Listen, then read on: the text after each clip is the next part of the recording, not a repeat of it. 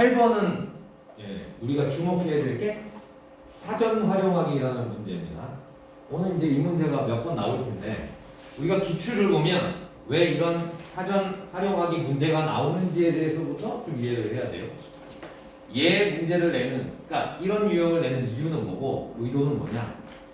사전 활용하기가 나오면 자 여러분들 거기다가 적어 놓으시면 돼요. 요령이 문장 성분을 분석하고, 그러니까 단어적인 차원에서만 끝나는 게 아니고 문장의 성분을 분석하는 문제. 두 번째는 구조를 알아야 돼요. 이 구조가 뭐냐면 몇 자리 서술어냐, 서술어의 자릿수를 묻는 경우가 많아요. 서술어의 자릿수를 묻는 거예요. 이거를 우리가 연결을 해야 돼요. 문장 성분 분석도 해야 되고 서술어가 지니고 있는 자릿수도 알아야 되고 의미까지도 파악을 해야 됩니다. 자, 그러면 사전 활용하기 문제는 한 문제를 통해서 굉장히 많은 걸 물어볼 수 있겠지. 그러니까 문법 문제에서 핵심이 되는 건 한 단어, 한 문제 안에다가 우리가 품사도 물어보고 문장 성분도 물어볼 수 있고 단어의 의미, 다이어, 유의어, 동음이어와 같이 여러 가지를 한꺼번에 물어볼 수 있으니까 굉장히 좋은 문제가 되는 거죠. 그래서 기출 문제를 풀면 왜 이 가지도 사전 활용하기 문제가 많이 나오는 걸까? 라는 것을 이해를 하려면 한 문제 안에다가 복합적으로 다 물어볼 수 있으니까 그렇다라고 이해하시면 됩니다. 그러면 거꾸로 이 문제를 풀 때는 우리가 보통 문법 문제에서는 선지에 나와 있는 것만 가지고 위로 올라가잖아요. 그렇죠? 물론 이번에 시험 볼 때도 마찬가지로 그걸 활용하면 될 텐데 빨리 풀릴 수는 있겠지. 그러나 우리가 공부하고 분석할 때는 그렇게 하시면 안 된다는 거지. 단순히 문제만 푸는 것이 아니고 사전에 나오는 여러 가지들을 우리가 확인을 해야 됩니다. 그러면 하다라고 하는 놈이 나오는데 이 하다 옆에 번호가 적혀 있죠? 이건 이제 항목 번호라고 할 수 있겠는데 하다 1, 하다 2, 하다 3이라고 나옵니다. 자, 이 번호가 매겨져 있는 이유는 뭐냐면 구분하자는 뜻일 테니까 이거는 동음이의어 표시예요. 자, 거기다 쓰면 되는 거죠. 아, 동음이의어 표시구나. 동음이의어가 뭐냐? 소리는 같은데 뜻이 전혀 다른 애로 갈 때를 동음이의어라고 하죠. 그럼 저 옆에 단어 옆에 숫자가 적혀 있으면 저놈은 동음이의어 표시가 되는 거고. 오케이. 두 번째.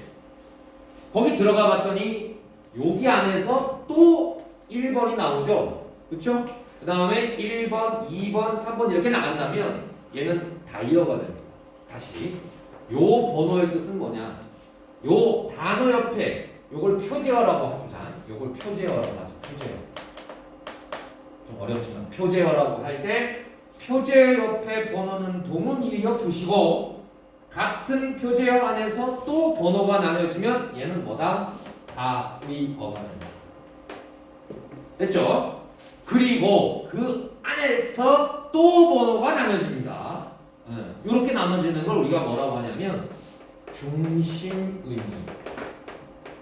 그렇죠? 그 다음에 주변 의미로 떨어지죠. 그러니까 주변 의미.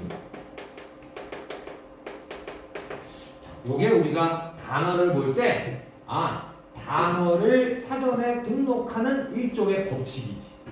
요거를 우리가 사전 활용할 때는 적극적으로 볼 필요가 있고 알려주지 않거든. 그냥 사전에 나오는 내용만 따다가 우리한테 제시해 주니까 나오면 어떻게 내가 접근해야 되겠느냐를 먼저 보여주는 겁니다. 이게 사전 문제 풀 때 필요한 거고.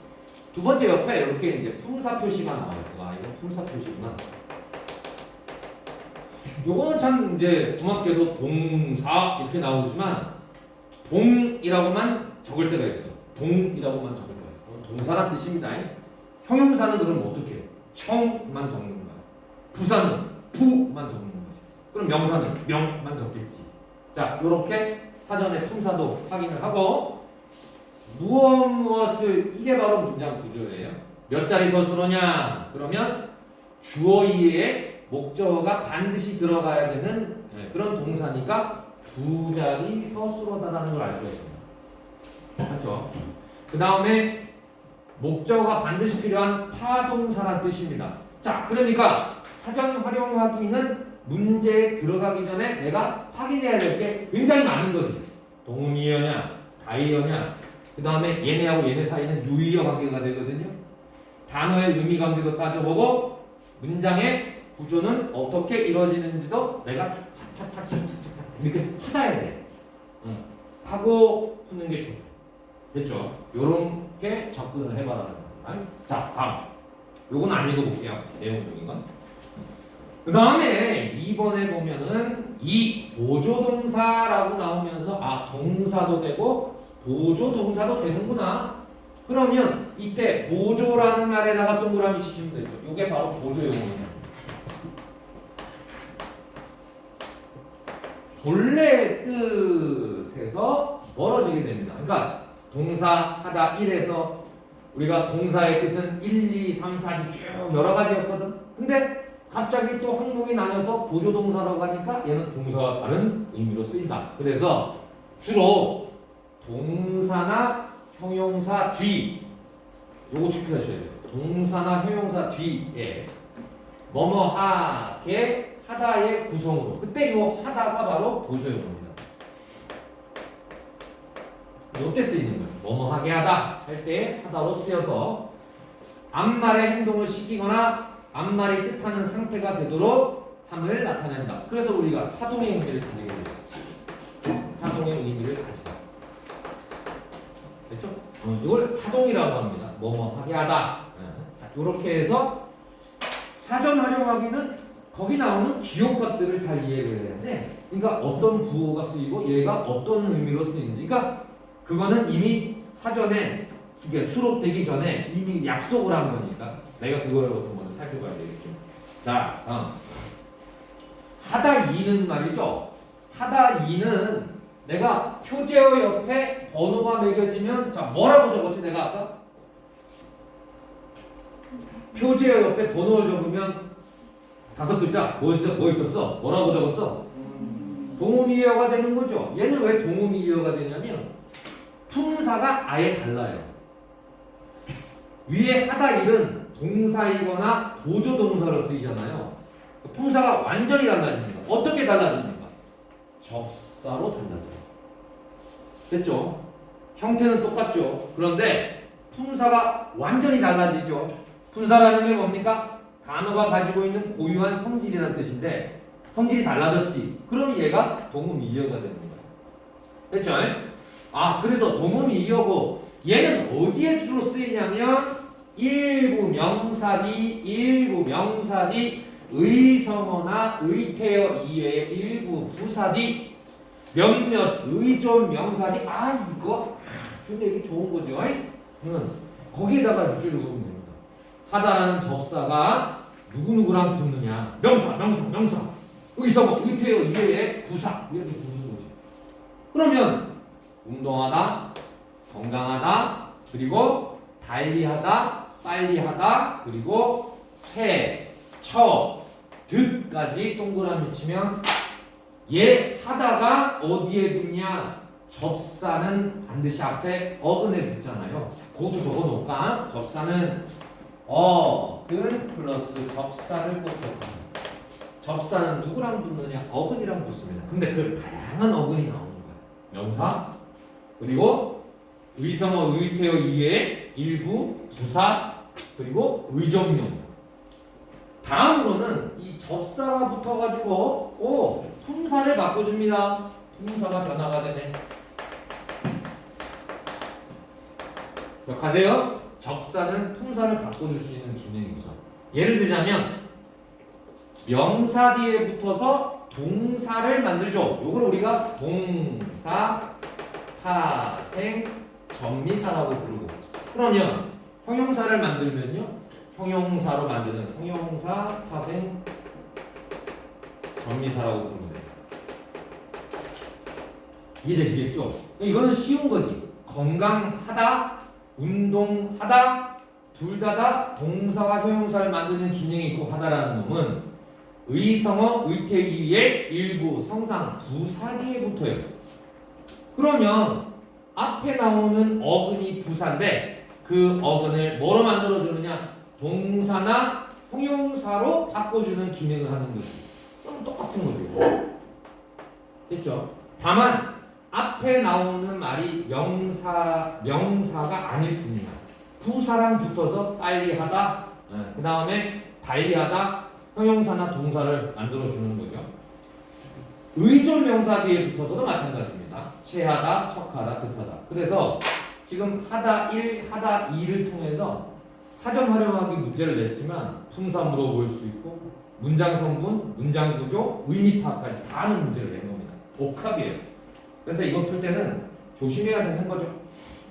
그래서 1번부터 보면 선지에 내가 두 가지를 선생님이 아까 얘기했는데 방식, 접근 방식 어떻게 접근하면 되냐면 아니 이걸 조금 풀 줄 아는 친구들은 선지에서 올라가는 게 더 빠르다고 생각할 수 있어요. 알면요.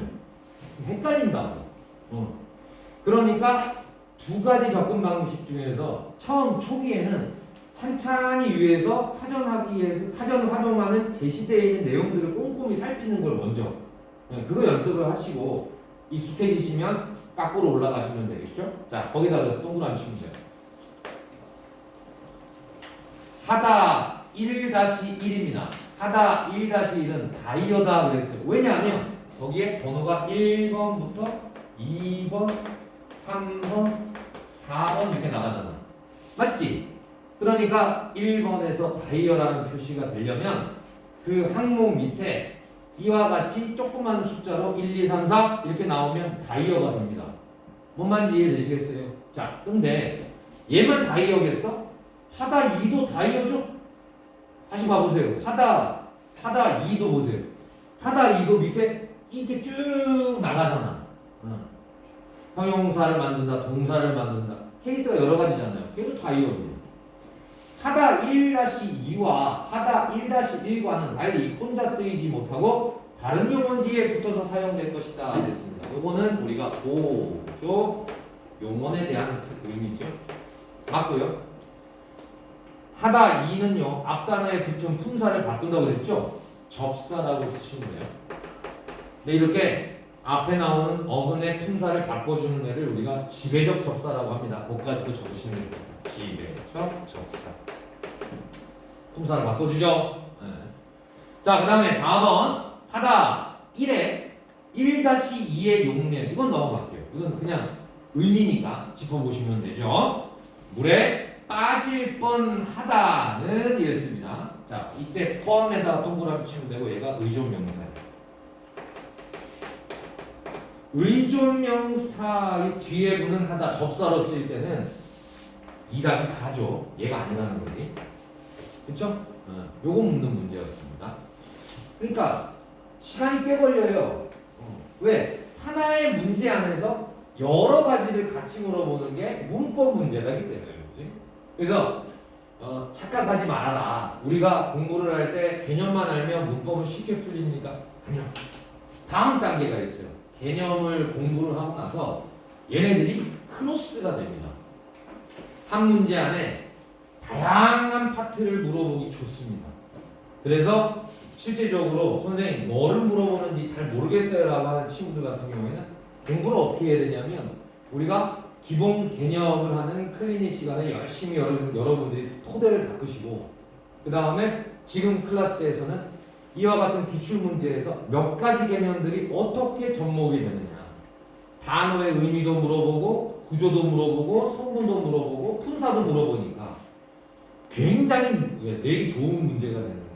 그러니까 출제하는 사람들은 좋은 거죠. 별 고민 없이 사전 하나만 딱 던져주고 이것저것 다 물어볼 수 있는 거예요. 그러니까 이제 괜찮은 유형이 되는 겁니다. 그러면 이제 우리는 평상 공부할 때 꼼꼼하게 살피는 연습이 필요하다는 거예요. 그래야 그 안에서 답을 금방 고를 수가 있겠죠. 자, 밥. 9번 문제로 갑니다. 자, 이제 여러분들이 이 9번 문장 성분과 구조 분석 문제. 원래 지난 시간에 선생님이 좀 빠르게 진행해서 여기까지 오려고 했는데 숨이 차가지고 못했어. 그러니까 요 문제를 풀려면 이거부터 먼저 적어주세요. 어떤 거? 문장 성분과 구조 파악의 대원칙이 있습니다. 쌤만이 가지고 있는 대원칙. 그러면 길지 않으니까 여러분들이 필기를 해보세요. 문장의 성분을 파악하고 구조를 우리가 확인할 때는 1번 문장의 서술어를 찾아라 합니다. 이게 굉장히 중요한 거예요. 문장에서 주어냐 아니면 서술어냐 여러 가지 그 파가 나뉘는데 선생님은 서술어입니다. 그러면 서술어에 해당하는 거 무엇과 뭘 찾아야 되느냐? 동사, 형용사, 서술격 조사 이다를 세 가지를 딱 찾으셔야 돼요. 왜? 요 세 놈이 문장 안에서 서술어로 쓰이는 가장 중요한 분사들이니까 세 가지를 머릿속에 집어넣읍시다. 동사, 형용사, 서술격 조사를 먼저 찾는다. 얘가 1순위야. 이걸 찾으면 그 서술어의 주어가 누군지를 알 수가 있거든요. 그걸 먼저 쭉 표시하는 거예요. 왜냐하면 하나의 서술어는 반드시 주어를 필요합니다. 하나의 주어가 있어요. 그러니까 서술어가 한 개면 주어가 반드시 있어야 돼요. 이렇게 돼야 하나의 문장이 완성이 될 수 있으니까 서술어를 찾으면 하나의 주어가 반드시 있어야 됩니다. 요걸 먼저 찾으면 문장의 구조가 끊어져요. 그죠? 그 다음에 서술어의 목적어, 그 찾았으면 부사어를 찾는 순서가 있습니다. 목적어와 부사어를 찾으면 일단락이 됩니다. 그 문장의 가장 기본 골격이 되는 애들이니까 서술어 찾고 주어 찾고 목적어 부사어 찾는다라는 순서를 정하시는 것이 우리가 문장 구조를 분석할 때 가장 중요한 겁니다. 라는 거죠. 요거렇게 먼저 해놓고 적으셨습니까? 기억을 하세요. 그래서 물어보면 서술어 뭔데? 동사, 형용사, 서술격 조사다. 여기까지 자동적으로 튀어나올 수 있도록 자, 천천히 다 적으셨으면 자, 그러면 실질적으로 이 문장을 선생님이랑 같이 분석을 해볼 겁니다. 여기 보면 나는 형이 오기를 기다렸고 동생은 형이 준 책을 읽었답니다. 자, 그럼 먼저 크게 두 덩어리로 쪼개져 있죠. 뭐뭐 했고 됐죠? 이어진 문장이라는 뜻입니다. 두 개가 딱 끊어져요. 이어진 문장. 그래서 이 기억이라는 놈은 전체로는 두 개가 이어진 문장이고 그 다음에 그 안에 또 동그라미가 그려져 있어요. 그래서 이거를 알려면 뭐를 먼저 찾아야 되냐면 기다렸다. 그 다음에 읽었다. 먼저 이거부터 찾으세요. 맨 끝에 나오는 애가 전체를 아는 문장의 서술어가 됩니다. 그래서 이걸 아는 문장이라고 해요. 아는 문장. 그러면 요 안에 들어가는 요 리을과 미음은 무슨 문장이라고 해야 되냐면 아는 문장 안에 들어가는 암긴 문장이 됩니다. 이건 암긴 문장. 얘 암긴 문장. 얘 아는 문장. 뭐 쓰는 게 뭐 중요한 건 아니지만 밖에 있는 게 먼저 아는 거고 안겨 있는 것은 이제 그 안에 특정 그 성분으로 쓰인다는 뜻이에요. 좋아. 그럼 그 성분으로 쓰이는 나는 형이 오기를 기다렸고 동생은 형이 준 책을 읽었답니다. 그러면 기다렸고에 얘가 서술어니까 오다도 동그라미 쳐야 되구나. 미안. 이렇게 동그라미 쳐야 됩니다. 서술어가 총 4개가 나와요. 기다렸다의 주어를 찾고 오다의 주어를 찾아보면 되고 그러면 먼저 여기부터 찾아보면 누가 기다렸냐면 내가 기다린 거예요. 그쵸? 누가 온 거예요? 형이 오는 거예요. 이렇게 줬습니다. 누가 줬어요? 형이 줬어요. 읽었습니다. 누가 읽었습니까? 동생이 읽었죠. 이렇게 됩니다. 일단 이게 서술어 주어를 찾는 연습이 됩니다. 다음은 목적어나 부사어를 찾아야 된다고 그랬죠? 그러면 나는 기다렸다. 무엇을? 그럼 얘가 전체가 목적어가 되는 거야. 목적어. 그 다음에 동생은 읽었대. 무엇을 읽었어? 책을 읽었어. 이런 구조네요. 나는 무엇을 기다렸고 동생은 무엇을 읽었다가 되는 그런 구조입니다. 그렇죠? 다음으로 요 안에 들어가 있는 놈을 또다시 보자면 뒤에 오다 다음에 기가 붙었잖아요. 미음, 기가 붙으면 명사절이라고 불러요. 우리가 거기 안에 들어가 있는 암긴 문장에 해당하는 건 뒤에 절자를 붙이는데 절이라는 말을 써. 그래서 이 절이라는 말에서 기가 붙으면 미음기 명사절. 그리고 준입니다. 이건 주다라고 하는 놈에 니은이 붙었잖아요. 그래서 이 니은이 붙으면 관형절이 돼요. 오케이. 그러면 형이 오다라는 문장을 마치 명사처럼 쓰고 싶으면 미음, 기만 붙이면 되는 거예요. 그래서 형이 오기 라는 명사절이 뒤에 를이라고 하는 목적격 조사가 붙어서 누구의? 기다렸다의 목적으로 쓰이는 겁니다. 오케이. 자, 그 다음에 형이주는 어떻게 되느냐면 관형절이죠. 우리가 관형어라고 하는 것은 뒤에 나오는 체연을 수식하는 역할을 하잖냐. 그러니까 형이준 이렇게 되면 뒤에 나오는 체글이라고 하는 것을 요 미음이 수식하는 관계가 됩니다. 자, 이렇게 해서 문장을 분석하는 거예요. 복잡하죠? 근데 순서를 좀 지켜보면 첫째, 서술어부터 다 찾는 거예요. 형이 오기에서의 오다. 두 번째, 기다렸다의 기다리다. 그리고 주다의 준이 들어가고 읽다의 읽었다가 들어갑니다. 이게 네 개를 찾아놓고 그러면 주어가 네 개가 필요해요. 기다렸다의 주어는 누구냐? 나다. 오다의 주어는 누구냐? 형이다. 읽었다의 주어는 누구냐? 동생이다. 그리고 주다의 주어는 누구냐? 형이다. 이렇게 먼저 찾으시는 겁니다. 그래 놓고 목적어하고 부사를 찾으면 되는 겁니다. 근데 우리가 이렇게 또박또박 나오면 찾아갈 수 있으면 다행인데, 자, 문제는 뭐냐? 생략되는 경우가 있죠, 사실은. 이 생략된 걸 찾는 것이 실력이지, 이제. 자, 예를 들어서 형이 오다 같은 경우에는 뭐가 하나 빠졌어요. 뭐가 빠졌을까요? 이거는 실력이야. 가다와 오다는 주어 이외에 반드시 하나가 더 필요로 하거든. 서술은 나와 있잖아. 어디에 오다 할 때 부사어가 빠졌어요. 형이 오다 어디에? 여기에 오기를 이겠지. 그렇지? 여기가 빠졌습니다. 생략된 거 찾으라고. 생략된 거 먼저 여기에가 빠졌어요. 두 번째, 동생은 읽었습니다. 책을. 아무 문제가 없어요. 타동사니까 끝났습니다. 두 번째, 형이 주다입니다. 형이 주다.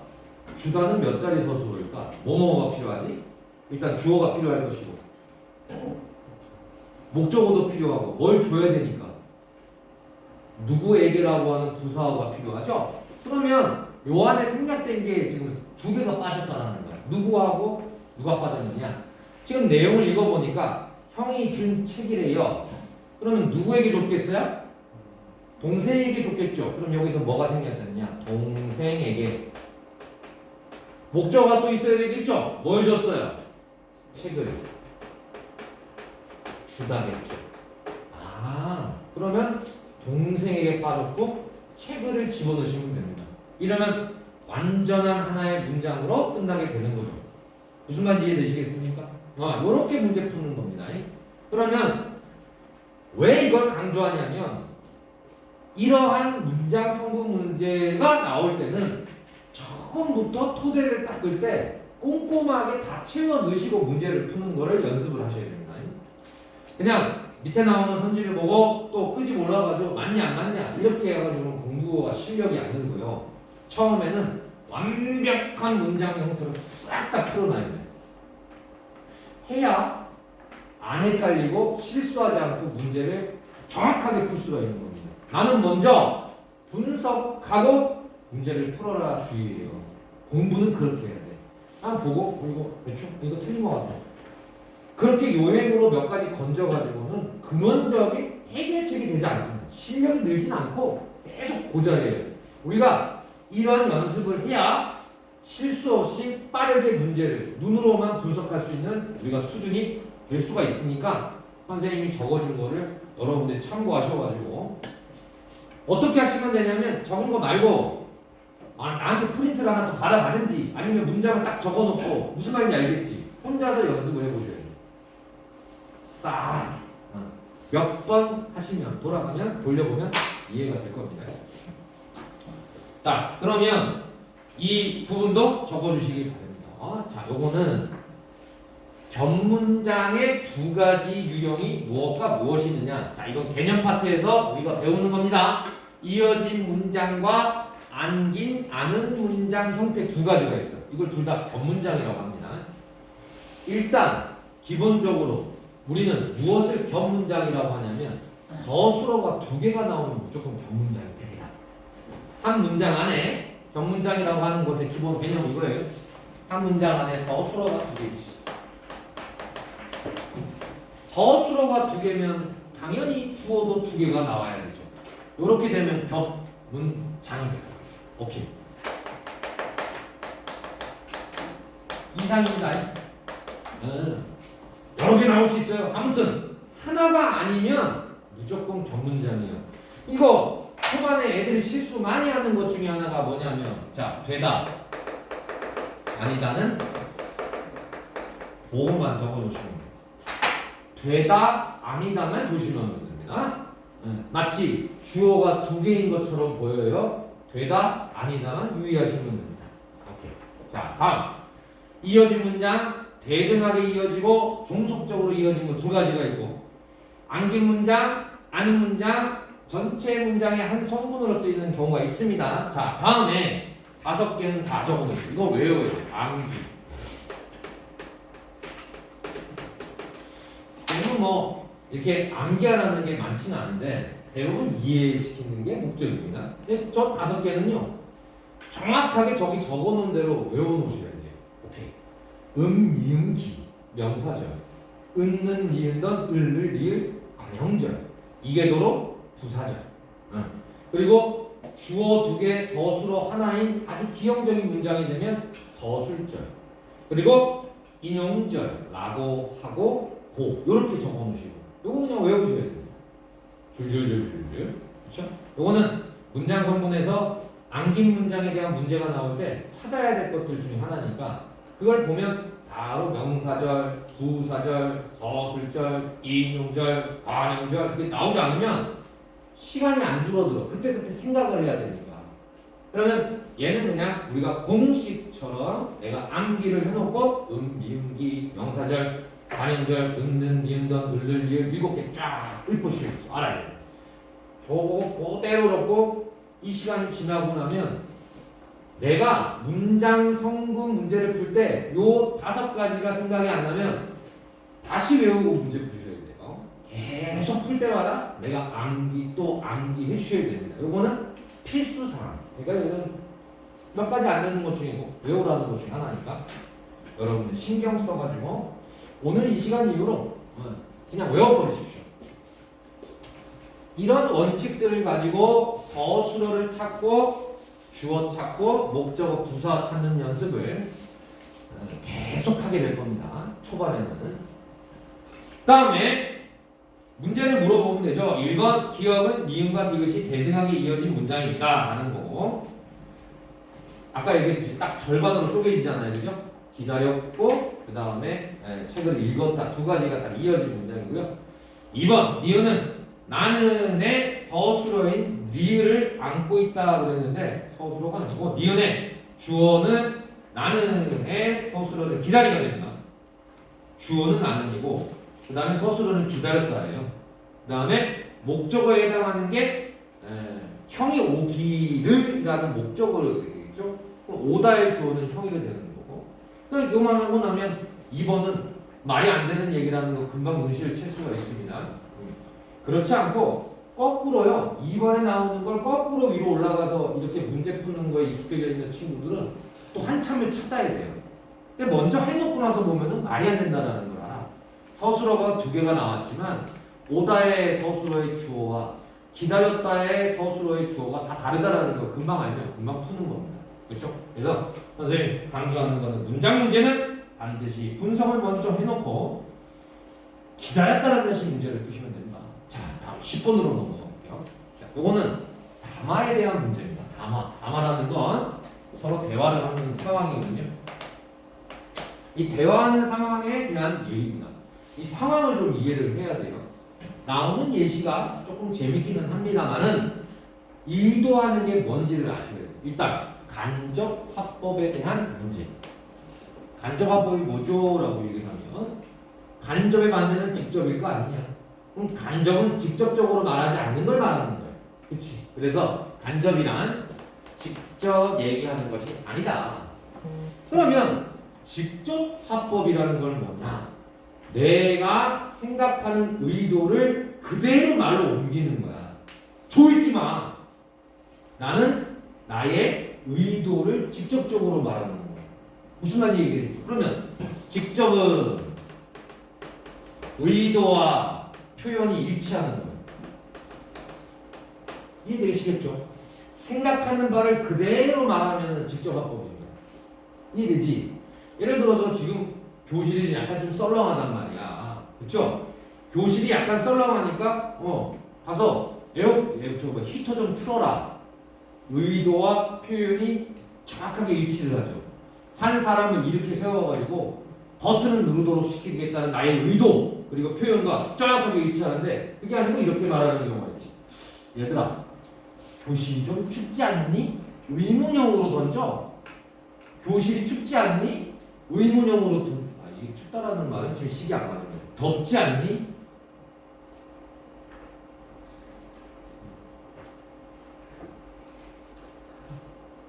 이거를 답을 하고 있으면 안 되죠. 교실이 덥지 않니는 눈치 빠른 새끼들은 빨리 가서 에어컨을 틀어야 되겠구나. 선생님이 에어컨을 틀라는 말을 저렇게 돌려쳐서 의문형으로 말하는 거구나. 내가 그 상황에서 야 교실이 덥지 않냐? 라고 질문을 던진 이유는 그거를 궁금해서가 아니라는 거야. 춥냐 더우냐가 궁금해서 질문을 던진 게 아니고 뭐라는 거야? 지금 당장 가서 에어컨을 켜라. 그렇지? 그럼 에어컨을 켜라 하면 되지. 왜 그렇게 삥 돌려쳐서 말하느냐? 우리나라 말의 특징 중에 하나 동방예의지구. 청자에게 부담이 되는 걸 직접적으로 얘기하는 직접화법을 싫어해. 그런 사람들을 굉장히 독선적이고 혹은 좀 권위적인 사람이라고 우리가 좀 오해를 많이 하죠. 아니 그냥 돌려쳐서 말하지 말고 직접적으로 말하면 좀 고압적이잖아. 야 가가지고 에어컨 좀 켜. 에이씨 나만 시켜. 뭐 이렇게 될 수 있잖아. 청자에게 부담이 되는 표현은 최소한 줄이려고 그래 우리가. 맞죠? 그러면 엘리베이터에서 내가 양손 가득히 짐을 들고 올라가는 상황이다. 옆에 타 있는 사람한테 우리 집 층수가 8층이야. 뭐라고 얘기를 해야 돼? 뭐하냐? 8층 좀 눌러라. 처음 보는 사람한테 청자에게 부담을 왕창 주는 8층 좀 눌러라. 이렇게 얘기하나? 보통 어떻게 하지 이럴 때? 종민! 물을 손이 없어서 그런 야 가만히 있어? 가만히 있어? 누군가 8층을 눌러줄 때까지 가만히 있을 거야? 8층 좀 좀이라는 말을 써요 우리는.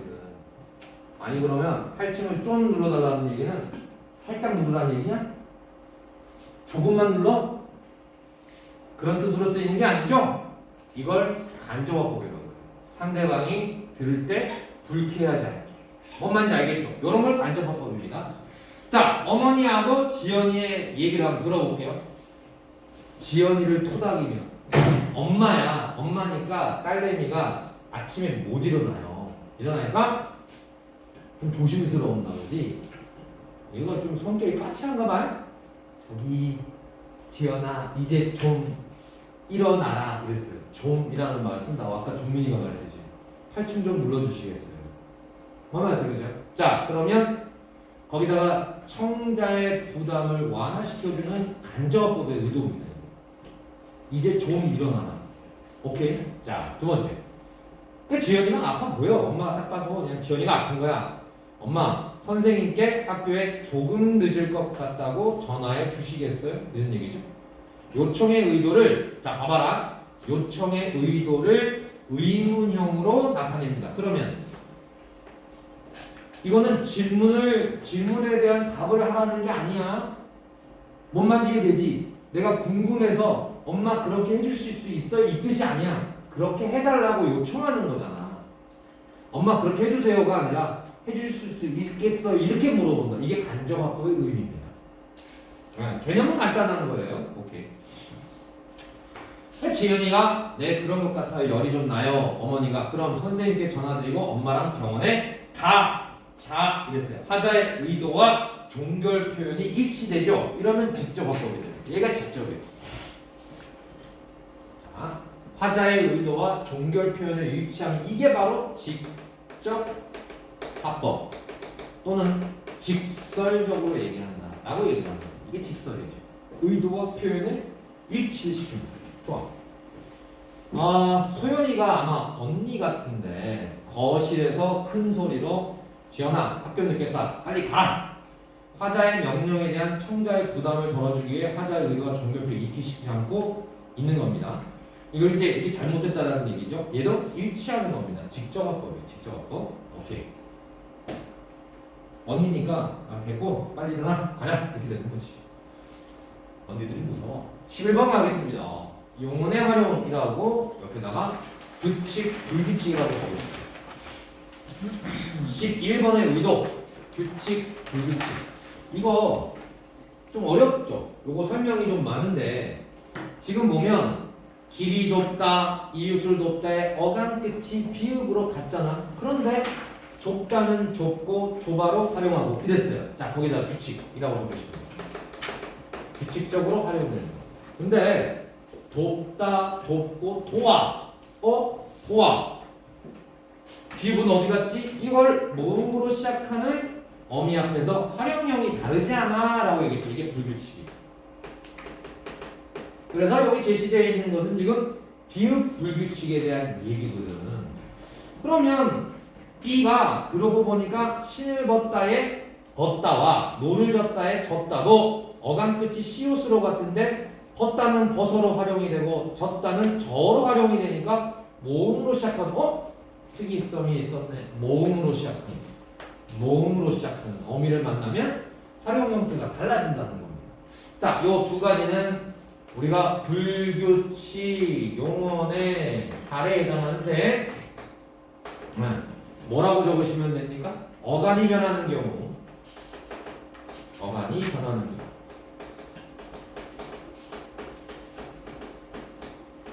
자, 우리가 어간이 변하는 경우를 어찌하여 불규칙이라고 부르는지를 우리가 이유를 선생님 이해를 시켜야 됩니다. 덮어놓고 외우자는 게 아니라 어간에다가 밑줄을 딱 끄시고 어간은 활용을 할 때 변하면 안 된다라고 하는 개념이 있어요. 그러니까 어간은 활용할 때 그렇죠? 활용 시에 변하지 않는 부분이라는 이 개념을 우리가 알고 있다면 변하지 않아야 되는데 변했기 때문에 불규칙이라고 하는구나 라는 겁니다. 그래서 특별히 모음으로 시작하는 어미를 만날 때 특별히 얘네들이 변화를 해. 그래서 불규칙이라고 하는 겁니다. 그러면 나머지 애들은 규칙인데 얘가 불규칙, 그 다음에 저가 불규칙으로 바뀌잖아요. 이것을 설명하기 위해서 15세기 국어까지 끌고 올라가는 그런 문제였습니다. 이게 16년도인가요? 아주 오래전에 나왔는데 문제 처음 나왔을 때 의도를 파악 못해가지고 애들이 틀렸던 겁니다. 무조건 외워서 되는 게 아니라 이해를 해야 되겠죠. 5가지는 여러분이 적어놓고 이렇게 외우셔야 됩니다. 스, 드, 그, 우가 있어요. 요 5가지가 어떤 식으로 변화되는지, 그리고 불규칙의 15세기의 원래의 형태는 어땠는지를 우리가 공부를 하는 거죠. 그러니까 중세국어하고 현대국어가 만나는 지점이에요. 이 문제를 출제하신 분은 현재 우리가 알고 있는 불규칙, 스드부르에 해당하는 얘네들이 15세기에는 어땠을까? 얘네들이 무엇 때문에 지금의 형태로 바뀌었는가를 역사적으로 추적해 올라가는 그런 문제였어요. 그래서 시옷은 이렇게 쓰십시오. 탈락. 디귿은 리을로 교체. 두는 오나 우로 교체. 그리고 르는 리을 리을. 그 다음에 우는 탈락. 자, 요거 그대로 쓰시고 외우시면 됩니다. 그래서 시옷은 디귿과 시옷은 탈락을 하고 디귿은 리을로 교체됩니다. 비읍은 오나 우로 교체되고 그리고 르는 리을 리이고 우는 탈락이다라는 얘기입니다. 저 5가지 중에서 나머지 애들은 안 건드리고 딱 시옷하고 비읍을 건드린 이유가 있어요. 그거 왜 그러냐? 자, 적으셨으면 요 시옷 같은 경우에는 왜 탈락이 되냐면 반치음이라고 부르는 애의 소멸의 이유가 있어요. 반치음이라는 애가 있었거든 우리가 15세기에 반치음이라고 부르는 요 삼각형 모양의 음운이 있었어요. 근데 얘가 사라집니다. 16세기에. 그러니까 요 반치음의 소멸 때문에 얘는 탈락이 되는 거예요. 두 번째, 이 비읍은 뭐 때문에 오나우로 교체되느냐? 그 위에다가 이렇게 적으시면 돼요. 비읍 순경음입니다. 이 비읍 순경음. 비읍이라는 놈 밑에 동그라미가 그려져 있어요. 이걸 순경음이라고 합니다. 순경음. 그러면 요 순경음이 이렇게 오나우로 교체됩니다. 저 비읍 순경음도 사라지는 단어예요. 따라서 우리가 16세기에 이르러서 반치음과 비읍 순경음이라는 요 2가지 음운이 사라짐으로써 한 놈은 그냥 탈락, 또 한 놈은 모음으로 바뀌어버립니다. 이런 일이 벌어지는 거지. 오케이, 좋아. 그거와 관련이 있다는 게 이 글의 전체적인 내용이고요. 두 번째는 뭐냐면 선생님 그러면 지금 우리가 요 11번 같은 경우에는 글이 굉장히 길다고요. 학생이 어떤 단어의 활용 사례를 통해서 문제의식을 가졌고 자료를 조사해 보니까 굉장히 길죠. 그러면 문법에서 이렇게 긴 글 제시형으로 나오는 문제는 다 읽고 풀어야 됩니다. 라는 결론이야. 근데 그걸 다 읽으면 시간이 너무 오래 걸리잖아. 그러니까 평상시에 공부를 해볼 때 긴 글 제시형에 나오는 내용 정도는 머릿속에 여러분들이 저장을 하고 있어야 어느 지경까지 가냐면 이거 얘기하는구나. 그냥 그러면 이거는 바로 이런 게 답이지. 그 정도까지 술술술 나올 때까지 머릿속에 넣어놓고 계셔야 됩니다. 나오면 읽고 문제 풀어야지 하면 이미 늦은 거예요. 읽고 문제 푼다고 그러면 시간이 훨씬 지나갑니다. 자, 그래서 다음 시간에는 선생님이 보충 31번부터 60번까지의 2차 교재를 나눠줄 것이며 공부하시고요. 이 부분부터 다시 설명 들어가겠습니다. 오케이, 수고하셨습니다.